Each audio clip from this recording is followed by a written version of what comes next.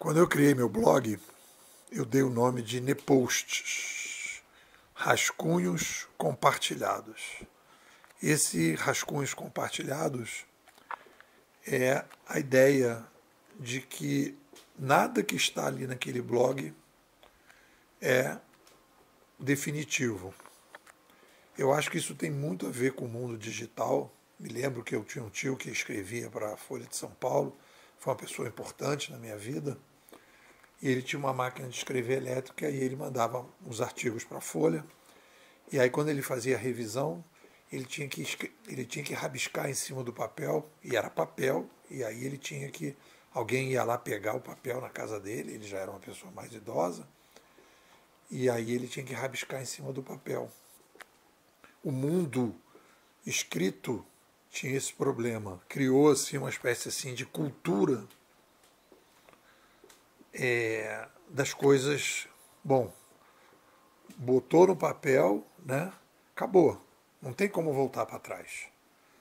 Quando você escreve um blog, e aí isso aí tem a ver com o mundo digital, essa fluidez do mundo digital, se alguém chega para mim e fala assim, pô, Nepo, eu acho que tem um erro lá no seu blog, aí eu falo, aonde? Tal lugar. Não tem mais. Porque ele é rascunho. Sempre é um rascunho.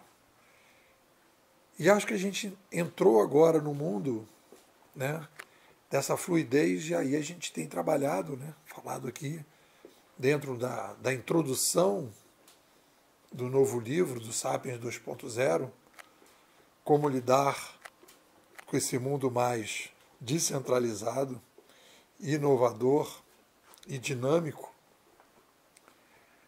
Como é que o Sapiens 2.0 faz isso? Eu acho que uma das características é a gente adotar essa visão que a gente chama aqui na escola, isso está explicado logo na introdução do livro, da certeza provisória razoável. A certeza provisória razoável é uma síntese do que diz o Glaser, do que diz o Popper.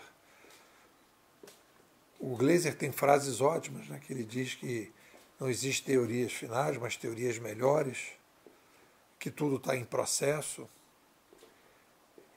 Então, a certeza provisória razoável tem essa ideia, esse conceito de que a produção que a gente faz das narrativas tem que ser vista como um software. Eu já publiquei 4 livros, os 2 primeiros eu descarto, não me reconheço mais naqueles livros. O Administração 3.0 ainda diria que tem algumas coisas ali que são relevantes, e o Civilização 2.0 foi impresso, mas ali, quando eu estava lendo aqui esse fim de semana, tem várias coisas que eu faria diferente, escreveria de maneira diferente. E eu acho que isso é uma coisa importante, eu estava pensando sobre isso agora, escrevendo esse artigo, porque uma coisa fundamental é que você precisa fazer o áudio agora cedo, eu preciso fazer o áudio, eu preciso terminar o texto, eu preciso mandar para vocês, e eu preciso ter uma certeza provisória, que eu acho razoável. É o máximo que eu consegui chegar. Eu estou apresentando para vocês o melhor possível do que o Nepo pode fazer nesse dia 1º de novembro de 2023 sobre este assunto que eu estou apresentando. E amanhã eu vou entrar de novo, vou revisar, né? A proposta é lançar o livro impresso em setembro do ano que vem. E aí eu estou revisando, melhorando, aperfeiçoando. E a gente não tem que ter medo de fazer isso. A gente não tem que ter medo de dizer, olha, isso aqui naquela época foi assim e agora não é mais. Melhorei, aperfeiçoei. Então, às vezes eu fico na dúvida, eu falo, cara, olha que... E esses desafios é o que me motiva, né? Me coloco esses desafios e falo, cara, é o melhor que eu estou podendo entregar. Então, hoje é o dia, quarta-feira é o dia do áudio aberto, né? Que eu mando para os bimodais exógenos. Temos agora essa definição, né? Os bimodais, os não bimodais, que não conhecem a nossa narrativa, os bimodais exógenos, que me acompanham, mas não estão dentro da escola, e os bimodais endógenos, aqueles que estão dentro da escola. Hoje, então, é dia de conversa entre os bimodais endógenos e exógenos. Eu estou falando, né? eu estou fazendo aqui, aproveitando a quarta-feira, para detalhar coisas sobre, né, todos os dias eu estou falando do livro, né, e aí a gente aprofunda, é mais o livro, na quarta-feira é mais sobre o livro, né. Então eu estou aqui falando da essenciologia. Já nesse nome essenciologia, da inovação, que é o primeiro capítulo, o que é realmente inovação? Vamos organizar essa conversa do que é inovação. Vamos falar sobre isso. E aí, quando eu digo essenciologia, eu não estou falando da filosofia da inovação. Eu já não uso mais a palavra filosofia. E aí é o primeiro tema que eu abordo nesse artigo de hoje. Que os conceitos, a gente está vivendo, a gente tem que entender isso, a gente está saindo para fazer uma coisa mais radical, a gente está saindo de uma ditadura civilizacional, que é exatamente o momento em que a gente tem, dentro do espiral progressivo que a gente analisou, as eras civilizacionais, nós temos 3 eras. A chegada de uma nova mídia que gera uma renascença. A renascença propõe uma série de novos paradigmas, tecnologias, mudanças. Aí você tem uma consolidação desses novos paradigmas. Aí você tem um aumento populacional, porque a gente conseguiu ter novas estruturas que permitem a gente ter mais gente vivendo no planeta. E aí, no momento que você aumenta a população, você entra em crise, porque há uma centralização. A gente bate no muro dos limites que a gente tinha, da maneira que a gente se comunica e de como a gente coopera. A gente bate no muro e entra em crise. Então a gente está saindo dessa crise. O século passado foi o momento final dessa crise em que a gente tem uma centralização. E aí, quando você tem uma centralização, você tem uma erosão das conversas, das narrativas, dos diálogos. Você tem um centro que começa a emitir as suas narrativas, aquele centro tem os seus interesses, e aí você tem uma poluição dos conceitos. As coisas começam a ficar fluidas. Tudo pode ser, tudo não pode ser. Filosofia, tudo é filosofia, nada é filosofia. Porque aí você tem filosofia política, filosofia da ciência, filosofia. Então, tudo é filosofia. A filosofia da felicidade. Então, fica tudo bagunçado. E aí a gente, na revisão, na Renascença, a Renascença vem justamente para uma das tarefas dos renascentistas, e eu me considero renascentista, é reorganizar os diálogos. E uma das coisas fundamentais, aí baseada na nossa querida Ayn Rand fez um livro, né, aquele que eu comentei no resumo cast, A Virtude do Egoísmo, em que ela vai pegar a palavra egoísmo e dizer, olha, vocês deturparam a palavra egoísmo, que no dicionário é simplesmente a defesa dos interesses de cada pessoa. Não tem nada pejorativo e nem nada negativo em você defender seus próprios interesses, porque se você não defende seus próprios interesses e das pessoas que você é responsável, quem vai defender? Quem vai garantir o seu almoço? Então, todos somos egoístas. E ainda vou mais além. Todos somos narcisistas, todos somos vaidosos, todos somos orgulhosos, todos somos ambiciosos. Isso não é pejorativo. Agora, como você exerce a ambição, a vaidade, o orgulho, o narcisismo, aí que a gente vai ver. Aí a gente às vezes precisa de adjetivos, a gente precisa dizer que existe o egoísmo saudável e o tóxico. Então a gente precisa trabalhar melhor esses conceitos. E aí, quando a gente vai falar de inovação, e a gente vai falar de inteligência artificial, a gente vai falar de transformação digital, a gente começa a ver que temos uma reunião, tem 10 pessoas na sala, e alguém chega lá e fala assim, vamos falar de transformação digital. Aí todo mundo balança a cabeça. Aí se você fizer um exercício que é o seguinte, muito bem, pessoas, vamos fazer o seguinte, escrevam o que é transformação digital. Cada uma das 10 pessoas vai escrever uma coisa diferente. E todo mundo acha que está falando a mesma coisa. Eu sempre faço essa história, né, que eu levei uma bronca, né, que eu falava dos patos da lagoa, e veio uma amiga minha dizendo que o marido conhecia, era biólogo, e dizendo isso não é pato, é biguá. Nem todo pato é biguá, mas todo biguá é pato. Então, se eu quiser realmente dizer o que realmente eu fotografei, eu tinha que dizer, fotografei um biguá. Aí não ia ter dúvida nenhuma do que eu fotografei, se a pessoa não estivesse vendo a fotografia. E mesmo que ela estivesse, ela dizia, olha, isso aqui não é um pato, isso aqui é um biguá. Então essa é a precisão dos conceitos. Aí eu entrei na conversa de inovação de coisas que eu mesmo estava confuso. Eu estava na banheira de piche, em dois exemplos. No caso aqui, né? Quando a gente ouve, por exemplo, né, que eu fiz uma brincadeira no pessoal do açougue, eu já contei essa história, que eu fiz um vídeo em que os flamenguistas diziam que eram botafoguenses, usando um aplicativo, eu dizia, isso é inteligência artificial. E aí, na verdade, quando você vai ver a especificação de inteligência artificial, e aí a gente precisa então dizer o que eu entendo como inteligência artificial, são máquinas que aprendem. Quando você faz um vídeo usando a voz de uma pessoa, né, a cara da pessoa com outra voz, e você coloca um texto e aquela pessoa se mexe, aquilo é um processamento mais interessante, mas a máquina não está aprendendo. Então você poderia dizer que a inteligência artificial sem aprendizado e a inteligência artificial com aprendizado precisa de adjetivos.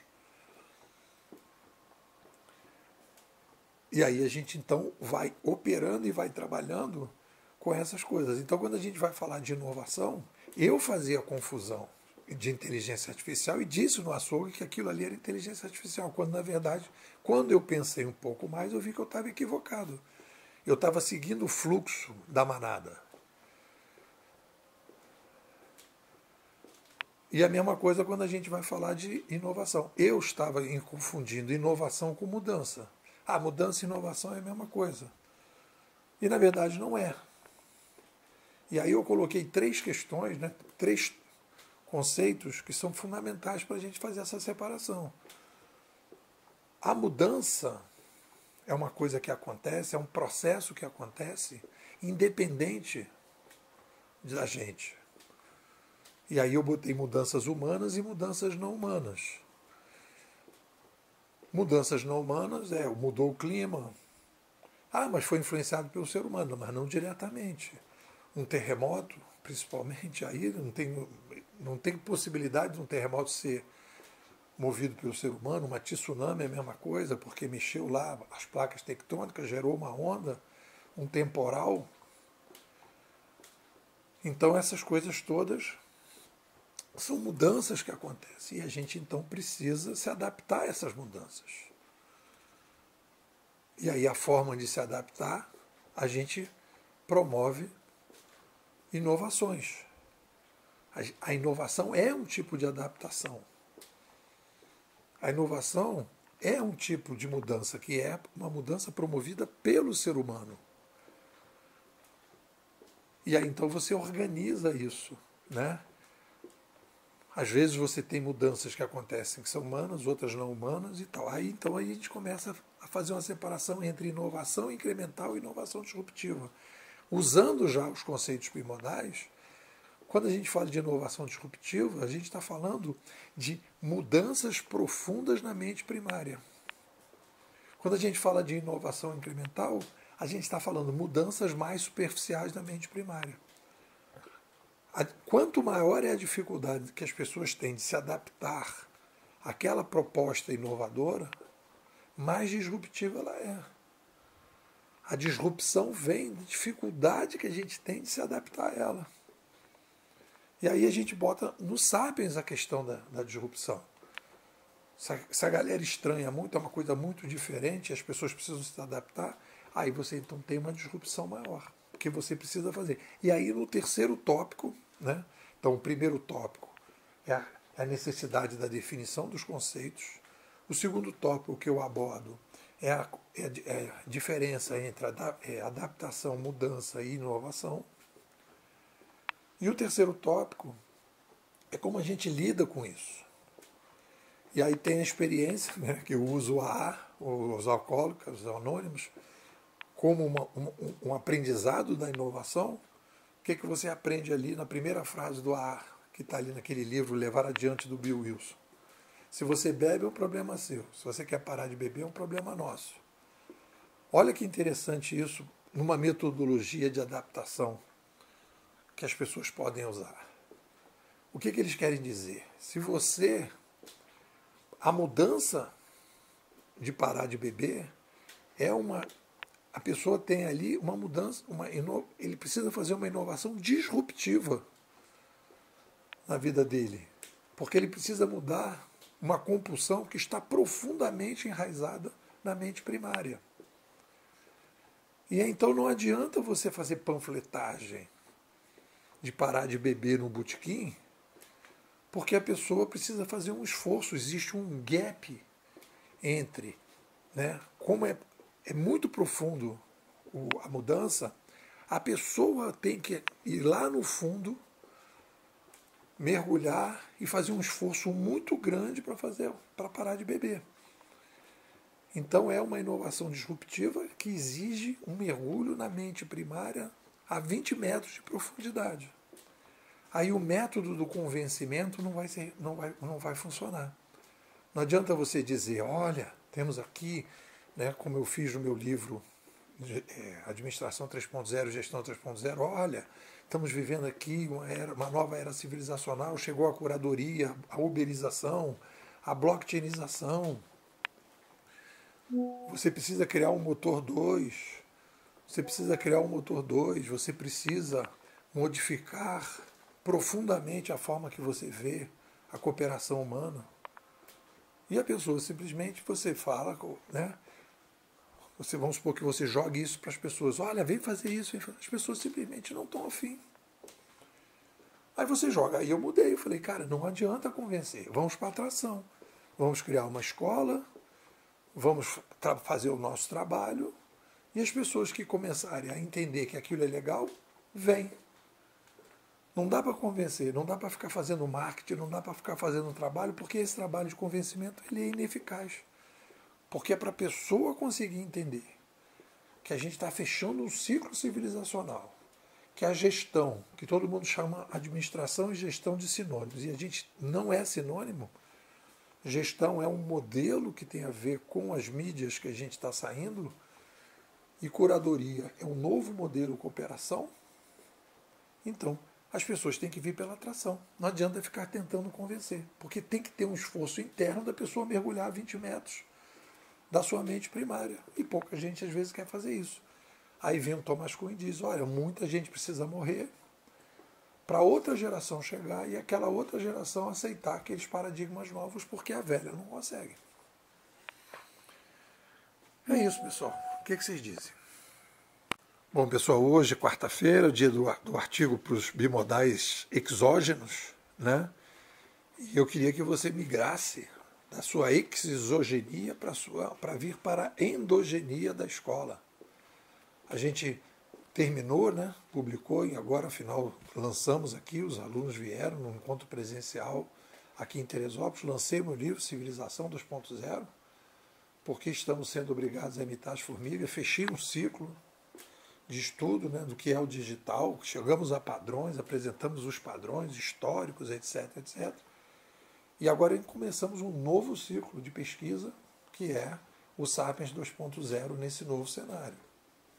Então estamos desenvolvendo, agora a escola tem esse epicentro, que é o desenvolvimento desse livro, que vai ser lançado em setembro, e você acompanha o processo de pesquisa, de discussão, de avaliação, em que em alguns momentos volta, como vai ser amanhã, o áudio, o texto de amanhã, que eu vou revisitar o Harari, e aí vamos falar de novo de alguma coisa de Civilização 2.0, sempre volta um pouco, e a gente está aprofundando, né, o Sapiens 2.0. E aí a gente, quando fala de Sapiens 2.0, tem que entrar no Sapiens também.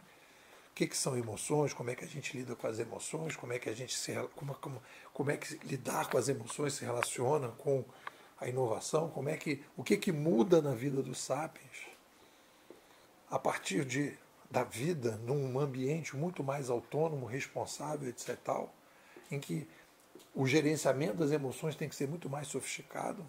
Então tudo isso está dentro dessa nova perspectiva. Eu te convido. Se você entrar agora na escola, vai pegar 2 meses, vai pagar apenas R$200. Aí você conhece a escola. Se você achar bacana, vai ficar até dezembro, você renova em janeiro e fica com a gente até julho e vai ficando. É isso. O que você me diz aí?